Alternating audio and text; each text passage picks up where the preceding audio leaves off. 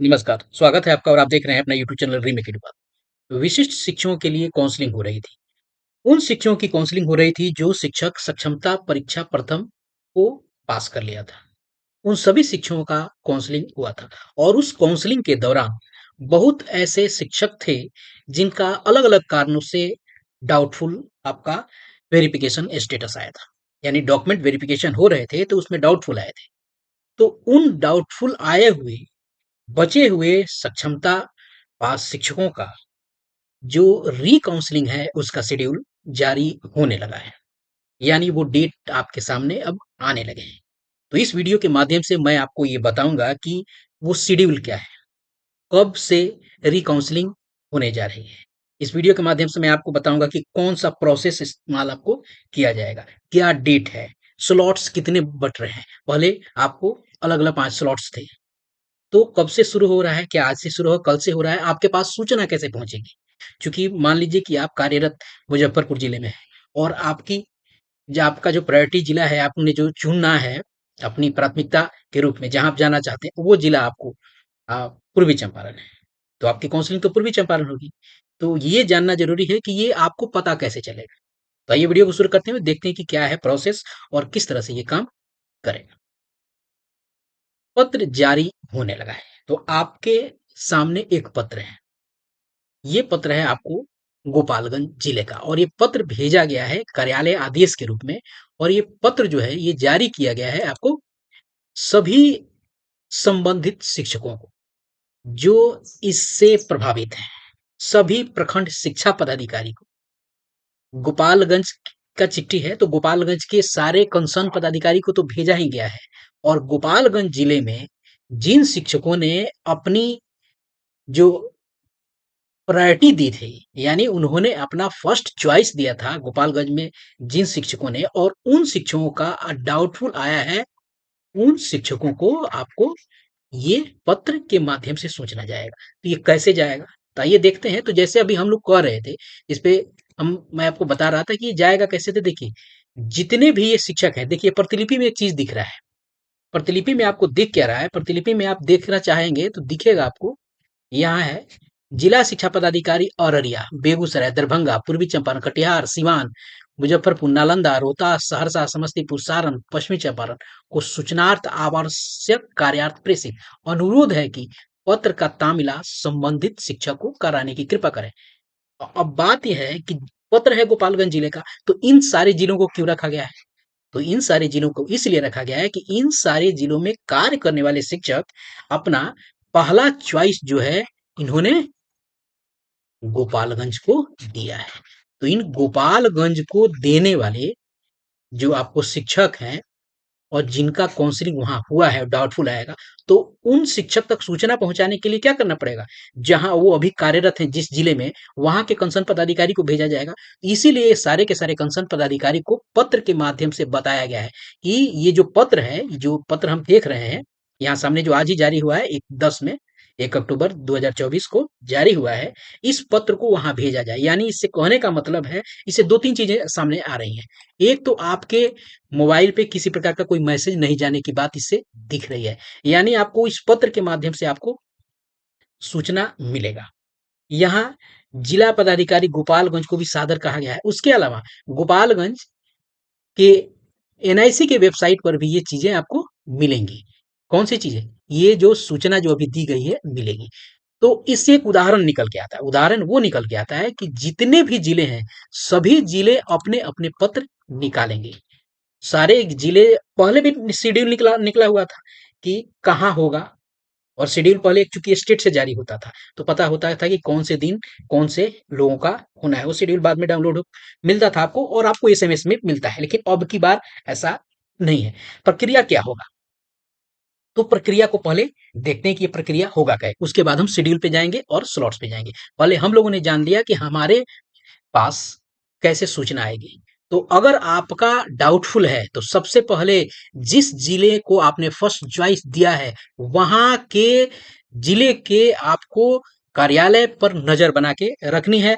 वहां ध्यान रखना है कि वहां पत्र जारी हुआ है या नहीं, क्योंकि आप भी कंसर्न आपको जितने भी विभागीय ग्रुप्स हैं उसमें आप जुड़े होंगे, तो आपको अलर्ट मोड में रहना है। यदि आप अलर्ट मोड में नहीं रहते हैं तो दिक्कत होगी, ये छूट जाएगा। तो आइए पत्र में और भी कुछ चीजों को बताया गया है। ये पत्र एक उदाहरण मात्र है। इस पत्र को हम केवल इसलिए यूज कर रहे हैं कि चूंकि यह पत्र जो जारी किया है ये अपने मन से कोई पदाधिकारी नहीं करता है, जब तक ऊपर से गाइडलाइन नहीं होगा। हाँ, बड़ी बात यह है कि सबसे पहले ये पत्र आ गया तो पता चल गया कि हाँ काम शुरू हो गया। अब देखते हैं कि ये होगा क्या। इस पत्र में कहा गया अपने उन्होंने कमेटी एक फिर से गठित की है, यानी इन्होंने एक फिर 3 लोगों की कमेटी गठित की है। 3 लोगों की कमेटी गठित कर दी, यानी फिर से आपके जिले में भी, जिस जिले में आपका डाउटफुल आया है, यानी जहां आपका काउंसलिंग हो रहा है उस जिले में फिर से आपका वहां भी कमेटी आपकी गठित होगी। क्लियर है। अब देखते हैं कि क्या कैसे होगा। आगे देखते हैं और जानते हैं कि क्या होगा।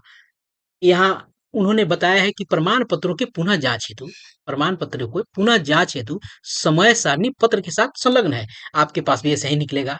और यहाँ कहा गया निर्धारित समय तिथि पर उपस्थित नहीं होंगे तो कार्यालय इस संबंध में अलग निर्णय लेने हेतु स्वतंत्र होगा। हो सकता है आपको फर्जी करार दिया जाए, हो सकता है आप पे कार्रवाई हो, क्योंकि अगर नहीं उस समय पे आते हैं तो मामला आपका बिगड़ सकता है। तो आइए देखते हैं कि और क्या क्या चीजें यहाँ होनी है। अब देखिए प्रोसेस कौन सा अपनाया जाएगा। हमने पत्र के मजमून से और पत्र के बनावट से समझे कि आपको सूचना मिलेगी जिला कार्यालय के माध्यम से। जिस जगह पे हैं उन्होंने बता दिया, जहां भी आपका होगा वहां से पत्र आपके जिले तक पहुंचेगी और आपके डीओ के कार्यालय से भी वो पत्र आप तक पहुंचा दिया जाएगा। अब देखते हैं कि प्रक्रिया कैसे बन रही है। अब देखिए क्या है, ये सारे के सारे जो प्रतिलिपि में ये पत्र भेजे गए, ये कार्यालय आदेश जो है, इसी तरह आपके यहाँ निकल सकता है। सभी संबंधित शिक्षक को सूचना, सबसे पहले उन्हीं शिक्षक को ये प्रतिलिपि भेजा गया है जो इससे आपको प्रभावित है, तो उनको सूचनार्थ एवं आवश्यक कार्यार्थ और निर्देश है। यहाँ से गाइडलाइन आपकी मिलती है। यहाँ से गाइड है, क्या गाइडलाइन है, निर्देश है कि आवंटित तिथि और समय पर सत्यापन स्थल पर उपस्थित होकर अपने प्रमाण पत्रों का पुनः जांच, यानी फिर से जांच, कौन सा, जो डाउटफुल हुआ है उनका सुनिश्चित करेंगे एवं आपत्ति के संबंध में अपना दावा प्रस्तुत करेंगे। यानी जो डाउटफुल हुआ है, ध्यान रखने की जरूरत है कि यहाँ उन्हीं पत्रों का जांच होगा जो डाउटफुल हो, प्रमाण पत्रों का। तो आपके प्रमाण पत्र में डाउटफुल हुआ है तो उस संबंध में आपका क्या दावा है, आप क्या कह रहे हैं कि जिसके चलते आपका दावा प्रस्तुत होगा कि हाँ नहीं, ये डाउटफुल होने का क्या कारण है, क्यों डाउटफुल हुआ है। अगर मिसमैच है तो आपने सुधरवा लिया होगा। यानी यूं कहें कि आपको अपना पक्ष रखने के लिए मौका दिया जाएगा और उसके उपरांत विभाग क्या करेगा, उस पर निर्णय लेगा और वो स्वतंत्र इस पे करेगा। ये कहानी आप फिर से जाएंगे और आप अपने साथ उन डॉक्यूमेंट्स की सारी सपोर्टिंग पेपर लेके जाएंगे। नया बनवा लिया होगा तो लेके जाएंगे, यानी उस डॉक्यूमेंट्स को जो भी प्रमाण आपको देने हैं कि डॉक्यूमेंट जो डाउटफुल हुआ है उसके पीछे क्या कारण है, सारे सपोर्टिंग डॉक्यूमेंट्स लेके जाएंगे। उन सारे डॉक्यूमेंट्स को लेके जाएंगे, आधार इत्यादि पहले जो भी चीजें प्रमाण पत्र जो इस पहले काउंसलिंग में लेके गए थे सब लेके जाएंगे। उसके अलावा अब की बार आपको जो लेके जाना है, ये जो अभी कुछ दिन पहले जो आपको वेरिफिकेशन स्टेटस का एक पत्र मिला होगा उस पर दस्तखत करके, जिसमें आपको डाउटफुल लिखा होगा, डाउटफुल जो लिखा होगा और आपको और जहां जिसमें सही होगा वो आपको करेक्ट करके लिखा होगा कि वो सही है। तो उस पत्र को भी आपको लेके जाना पड़ेगा, क्योंकि वहीं उसी पत्र के माध्यम से आपका जो डाउटफुल का स्टेटस है पता चलेगा और आप अपने आप को वहां पुट कर सकते हैं। तो ये कहानी है। अब आगे देखते हैं कि स्लॉट्स कितने बन रहे हैं, कौन कौन से स्लॉट में होंगे। इस पत्र को हम प्रमाण के रूप में आप तक पहुंचाते हैं। अब देखिए ये कैसे है और कैसे जाएगा। जो पत्र निकलेगा आपके जिले में, तो जो लोग भी आपको डाउटफुल में गए उनका बाय नेम और उनके एप्लीकेशन नंबर के साथ निकलेगा। और ये हो कब से शुरू हो रहा है, ये आपको जो भी ये रीवेरिफिकेशन वाला मामला है, रीवेरिफिकेशन जो है ये आपको शुरू हो रहा है 3/10/2024 से, यूं कहें परसों से। तो कितने स्लॉट्स में कार्य होंगे, तो आपको ये 2 स्लॉट्स में ये काम होंगे, 10 बजे सवेरे से लेके आपको 1 बजे तक और उसके बाद 1 से आपको 4 बजे तक, ये 2 स्लॉट्स में आपको काम होंगे।